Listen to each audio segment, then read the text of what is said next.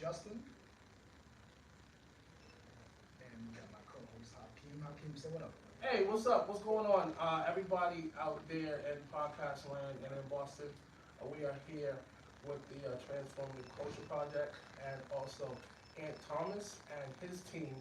And we wanted to talk a little bit more about what you do, your students, the program, and also what brought you to this point. Man, just thank you for the opportunity. Always good to connect. My guy Justin, Hakeem, good to connect with you as well. I'm here with my students, been working with the Transformative Culture Project, the Creative Classroom, working together with them, and been teaching them actually Latin Academy and Fenway High School from September until now, and we're working on the final project. So, I mean, I would like for them to introduce themselves. So we've been working on the project. I'm gonna tell you a little bit more about that. But these are the Fly Wizards. Okay. So can y'all, Fly Wizards, can you all tell them your names, please? Yo, I'm Daciel. I'm 13. I represent EV, Ethereal Visions. I'm also working with my boy Ant, Wizards. We're gonna make it big for the future. Making sure everyone who wants to pursue their dreams can do that. We're gonna be the voice of the youth for sure. It's Millie Mills. I'm a singer, songwriter, and poet, and I go to BLA. 17, and I've been working with Mr. Ant since September. My name's Benoit. My name's Benoit. What school you go to? I go to Fenway High School. You happy to have you join? Happy to have you here, brother. Nice to be here. I'm in grade 9. You write, sing, you rap. What's your thing? I draw. Okay, you was a drawer, you art. That's Yeah. what's up. That's a superpower, bro. Simple power, play that. Yo, my name's James. Uh-huh. I'm 12, about to turn 13. I go to BLA. A writer and a rapper. And I'm working with the Fly Wizards, Mr. Ant as my teacher, and I like the journey so far. That's what's up. And you So, got the flyers do up in here. Look at that photo. yeah. So tell us a little bit about CCP and the concept behind it, and how youth are involved with it, and the why behind it. So pretty much the class is the art of hip hop, and so TCP reached out to me as an artist in the community and wanting to get more artists in the classroom, and getting the students also giving the students the opportunity to express themselves creatively in an artistic way. And so we've been covering the art of hip hop since September to now, and so like going through pretty much the start of hip hop right in the beginning, who started it, Perception, like when did it start, right? what are the elements, Right. and with different eras, going through different eras. So like I'll start the quizzing right now. Okay, okay. If you So talk want about to. the 5 elements that you know, that's the actual elements that we all know of relevant to hip hop. Well, I want them to talk about what Yes, are the elements? What are the elements? What are the elements? Who wants to speak on the elements? James, I'm gonna know both James and Jocio can bring Okay. them on. Jocio, you got it? Yeah. Graffiti, All right. DJing, DJing, B-boying, B-boying, MCing. MCing, Yeah. and Look at you, This you're guy. fly. faction. All right. So what's your concepts, and what's your thinking behind hip hop, and how you want to add value to it yourself? I apologize. Nilly, that's Nilly. It's Millie again. Can you repeat the question? Yeah, what's your value add to the hip hop scene? What do you like to bring, but also what inspired you? I'm gonna be honest, I keep it real in my music, so I talk about experiences that I have gone through Okay. or that I've seen my friends gone through, Okay. always making sure that I'm not taking that story for myself. I want to add some real meaning, some real advocacy to music. I don't want it to just be, no, I want it to like you hear it, you feel Meaningful, something. meaningful, Yeah. substance, right? Mhm. Right. So if you could say at any point in time, who is your inspiration, and if somebody was to say, okay, who do you remind, who's reminding you of what you do, who would that person be? And that's already in you. First of all, Mr. Ant, because he actually let me There come you out go. my shell. So Uh-huh. that was really. He unlocked you? He unlocked you a little Yeah, bit? he That's unlocked what's me a up. little bit. That's what's up. That's what's up. But also I always had like a connection with Cardi B and Bad Bunny. Okay. So my music kind of resembles them, Okay. but I make it my own. Yeah. You know. You no matter what. personalize it. Yeah. Okay, that's what's up. That's what's up. That's what's up. So, if you wanted to talk a little bit about your production and what inspired you, and who were some of the producers that kind of got you to where you are, how you think about your production. That's it. I just wanted you to talk with the producer. But he's more of a vocalist. Josiel is a producer. So, production is Yeah, so okay. pass to Josiel. Yep, I wanna This talk is about the producer right here. Producer extraordinaire. Tell us what's your inspiration. So ever since I was a kid, Right. I always dreamt of having my own song, and like just the beats was crazy. Like I always grew up, my background, they don't really listen to to American stuff, so I had to like find out everything on my own. Like when I first heard rap music, Yeah. the first song that I ever heard that was rap was "It Was a Good Day" by Ice Cube, and this was right when I was Fire. Fire. I was Fire like 5 song. years old, and Fire I heard song. the beat, and it was just like I heard the beat, and all I seen was like palm trees and sunny and 7 a.m. type stuff. So I always wanted to like create visuals through production, if that makes sense. Okay. Yeah. Yeah. So I think some producers that inspired me, like some big names, probably Dr. Dre. When it comes to like just real rap stuff, I go to Dr. Dre for my inspiration.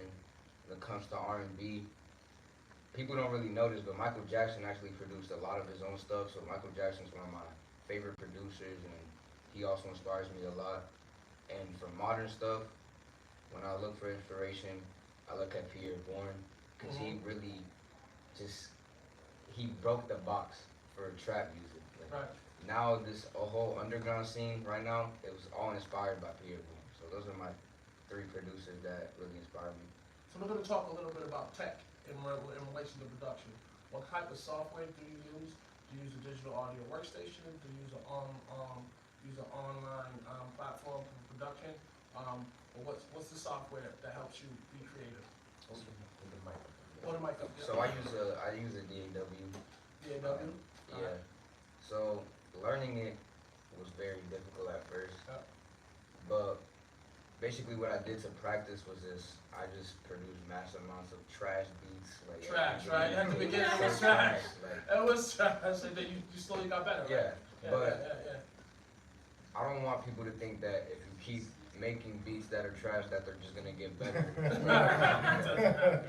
What I did, No, what bunch of made me trash better beats. actually, like what made me better was I sent these trash beats to my friends, and I'd be like, yo, what do you think? And they just bullied me, bro. Like, Right. it was terrible, but you gotta see past that and like see that they're actually giving you like real feedback. Mhm. So I told myself every day I'm gonna make 5 beats every day, and this was during quarantine, so I had all the time on my hands. I was gonna use my time efficiently, so I said every day I'm gonna make 5 beats, and I'm not gonna sleep until I make those 5 beats.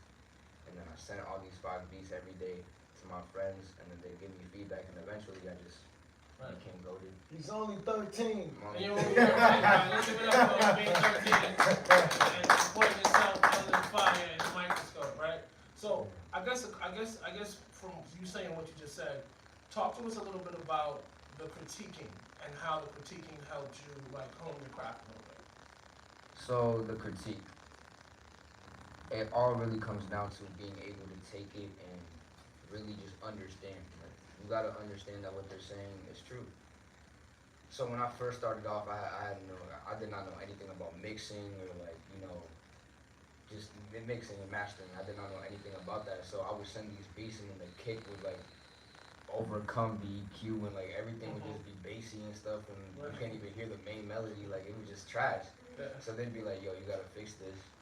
And then a person that I used to look up to at the time, who I've now surpassed, in my opinion. His No name- cocky, I like that, I like that. His name is Bluesome, and he's like from the UK. And we were in a collective together, and he was just like, everyone looked up to him because he was like the amazing producer and singer or whatever. And he would help me. I would ask him for help and stuff. He was a little reluctant because you think he that dude, but he'd help me. And I can say that if it wasn't for him, I wouldn't know like those little things that I have to fix when the beats finish and stuff. So Right. I took help from big dudes that I know like are really with that, and I also just took the critique. The critique is very important. You gotta like really see what's wrong with the beat and go back and fix it. Or what I used to do, I just make a new beat and take all the critique that they gave me and make sure everything was solid with that. Make something new.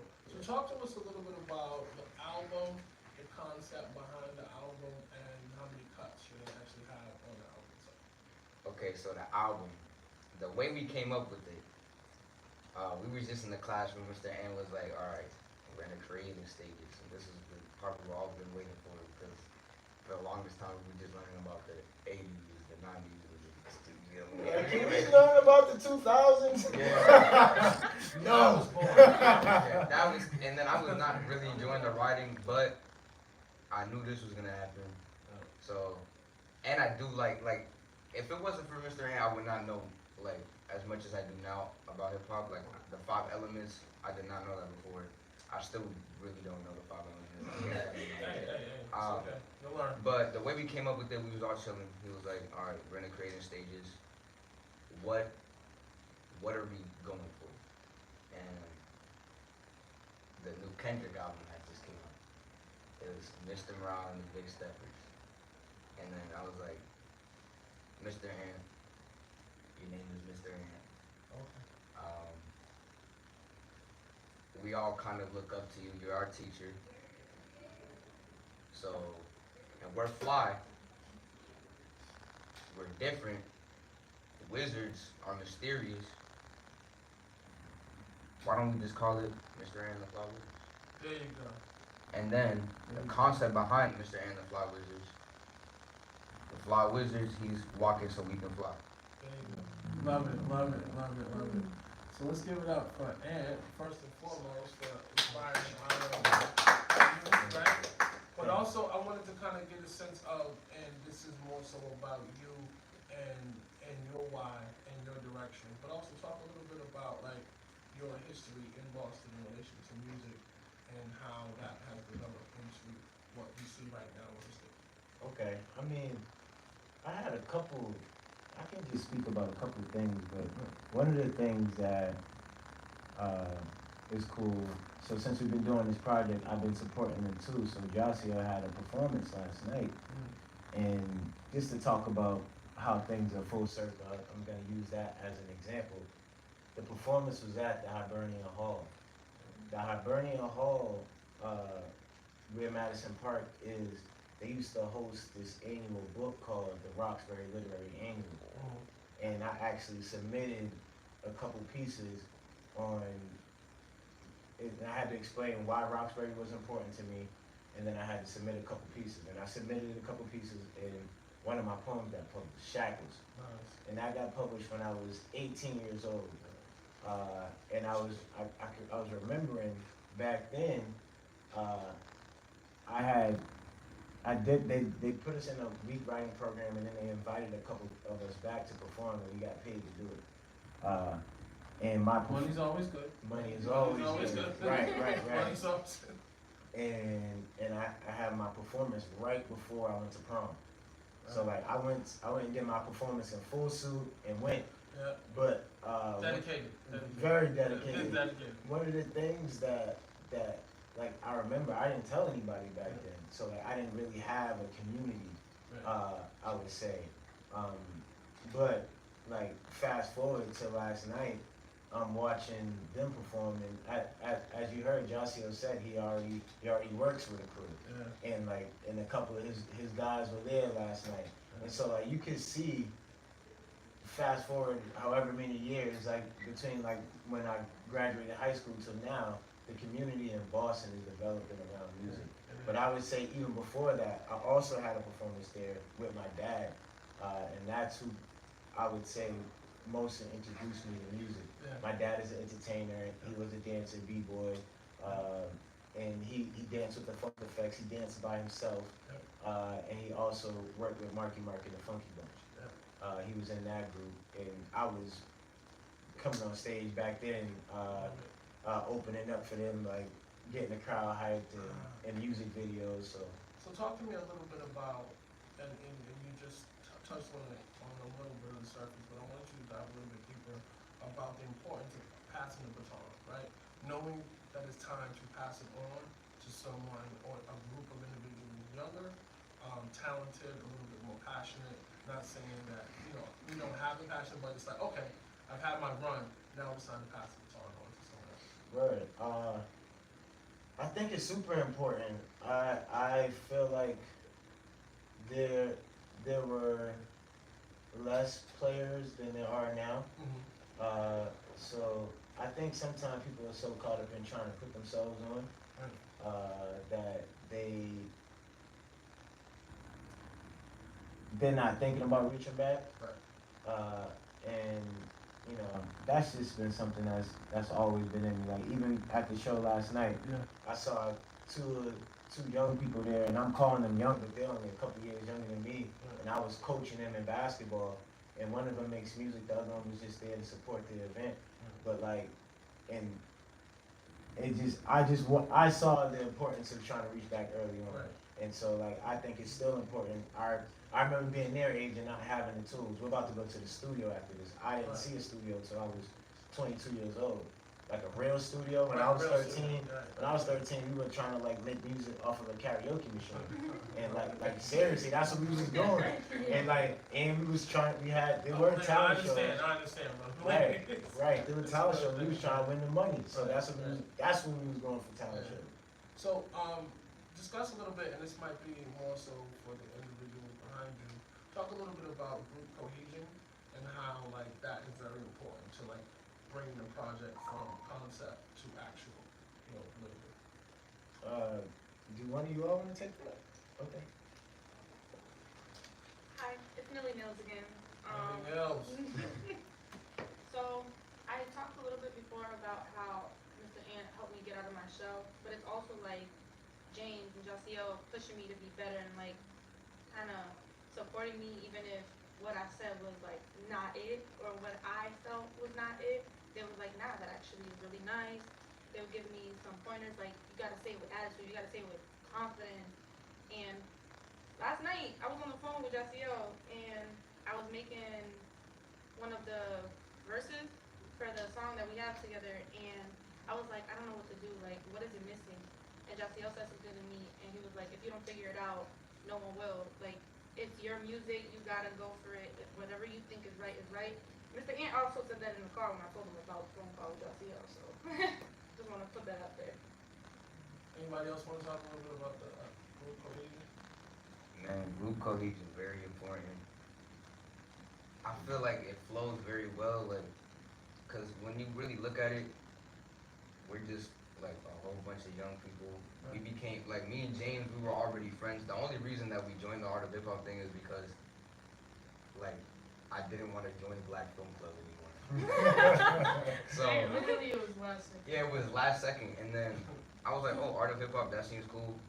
We were already cool, and then Millie's energy, man. Like, when you first meet Millie, it's like you've known her for 10 years already. She's very hype. She's always positive, and the thing about Millie though is that she always second guesses herself. And like she said, me and James are always there to support her. So is Mr. Ant and Jalise too. I wish she was here. But yeah, group cohesion flows very well. We just all support each other, keep things positive. So talk to us a little bit about when you need to communicate to others that something's not working. Like, do y'all have difficult discussions? And when y'all have difficult discussions, what is it that you do in order to kind of initiate that discussion so that we can hash out whatever it is? So I feel like the most difficult discussion that we've had was on Friday. Me and Nelly had an argument about the studio session, and it was a little bit petty. It was a little bit stupid. That was like the most major thing that we had, but all I said, because I don't really like to argue like that, I just said, hey, we'll figure this out later. And then I think she was still a little bit annoyed. So she was like, okay, bye. But then later, Mr. Ant was like, hey, y'all gotta chill. And then she was like, okay, I respect what you're saying. And we hashed it out. And me and James, we be going back and forth all the time. Cause me and James were like brothers. And brothers fight a lot. If you don't fight with your brother, that is not your brother. I'm telling you right now. But the way me and James just hash it out. Not your brother. Nah. The way me and James hash it out, we just give each other the space that we need for a bit, and then we come back and we just act like nothing happened. Alright. So, and this is for each one of you all. Talk to the audience a little bit about a superpower or a talent that you have that nobody knows about. I dance like a lot. Okay. I started this whole music thing before I started recording and stuff. When I was a little jit, that's what I was doing. I was Little dancing. jit? Okay, Yeah, I know what that jit. is. What's a jit? Little Yeah, person. little dude, Okay, yeah. okay, gotcha. I was dressing up as Michael Jackson and stuff, just Oh, okay. bothering my parents. That's Like, Michael Jackson people, that's what's up. Love this is a dancing machine. Oh, Oh, baby. Hidden talent, superpower, yeah. It's really Nels again, I'll keep saying it. Never Um, knows. I like the Brandon. That's Right, Brandon. off rip, right? And I also dance, but one thing that people don't really know is that, like, I don't really sample. Like, there is such thing like as sampling and trying to get your own melody. I make my own melodies, and I sing and rap. Like, you guys know this a little bit, but like, I'll show you some of my hidden stuff. Yeah. Fire. Mm-hmm. Okay, that's what's up. We love it. We love it. I think another cool thing Millie does is Millie is like bilingual with the raps The and rap, the art. okay. Forgot about I that. would like to drop that in there That's too. what's up. That's what's up. Love it. Superpower, hidden talent. Talk to us. I don't really have one. Okay. Do you feel like you're gonna hone one in the near future? Hmm? Are you gonna try to develop one in the near future? Yeah, I'll try. That's what's up. No, I think you're already doing it. You said you got Mike? Yeah, he does art. He people don't know that he does He art. does art. So that's his thing, right? Yeah, that's his Okay. thing. Little That's shy on the mic, but we'll peel you back. You That's be all right, it. Look, man. he expresses himself Yeah. visually through Yeah. visual arts. That's what's up. Superpower. You don't Superpower, have to hidden talent. You don't always have to fly. It's a Love it. Yo, it's James. One of my hidden talents that I think I have is all my life I've had a very creative mind. I think outside of the box, different from other Shameless people. plug. And because of that, I like to express my feelings in different kind of ways because of the fact that in some points it gets so complex that there's no normal way to share them out. It's multi-layered, right? It's multifaceted, and you just can't just take it surface. You have to dive deep into it. Yeah, that's dope. That's dope. So talk to us a little, Mr. Ed. Talk to us a little bit about one of your superpowers and hidden talents. I would say it's well that's true. You can say that right. Yeah. I guess I'm here because I'm teaching.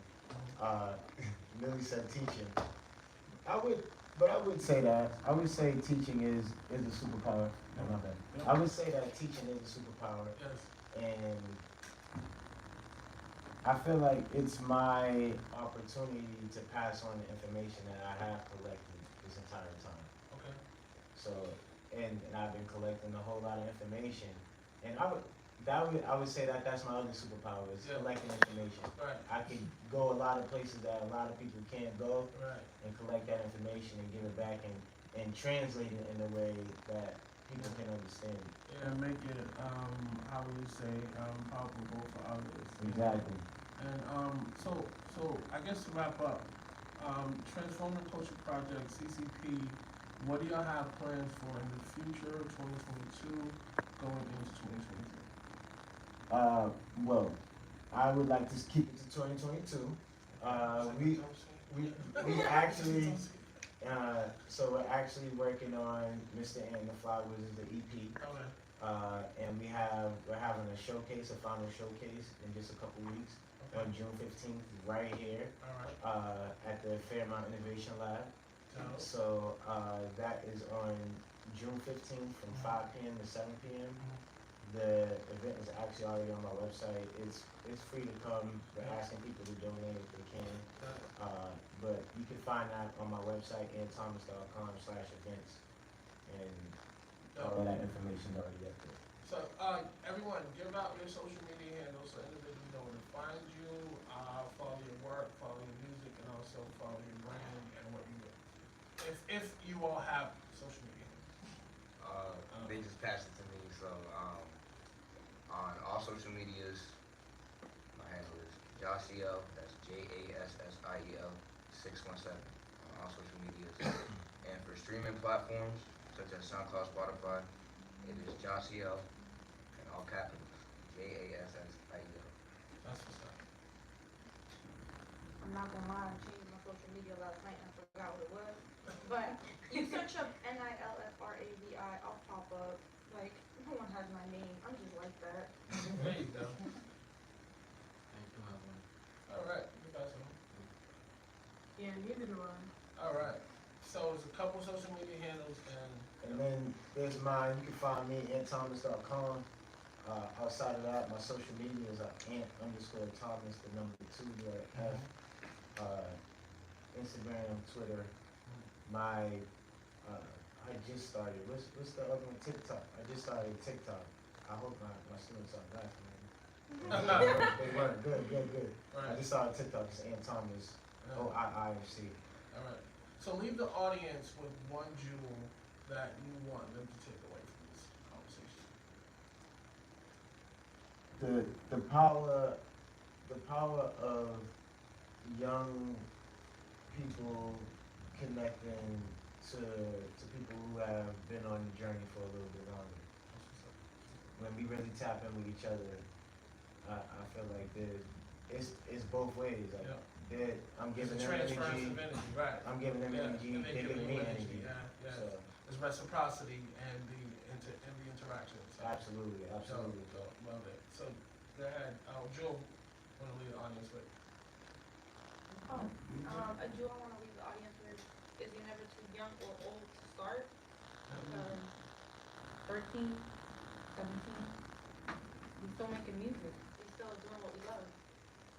Awesome. One jewel I want to leave the audience with is always be confident. Like, when I do these shows, I've done some shows. One thing that I was really scared of is that I'm gonna be judged. But then, like, you perform, and even if you mess up, they're gonna support you. Like, they're gonna cheer you on. So always be confident.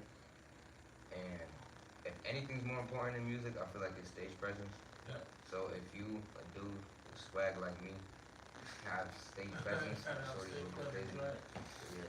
Awesome. More important than music. So, coming to you from Fairmount Innovation Lab, and Transformative Culture Project, Face Me Studio, CCP, we appreciate you all for coming down, giving us your energy, your time, and also your wisdom. And we would like to make sure that you are coming back and reinvigorating the young minds as things progress. And we thank you, and we want to make sure you get a round of applause to all of you.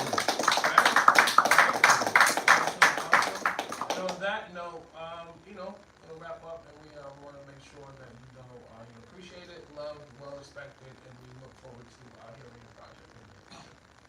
Thanks. Continue to make those boss moves. Thank you. Absolutely. Let me get a picture with y'all right there. 1 second. All right, y'all ready? 1.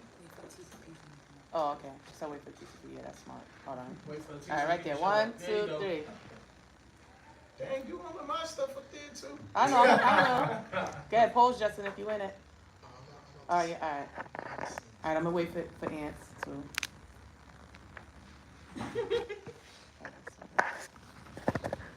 I like how y'all did that. prepared to my office.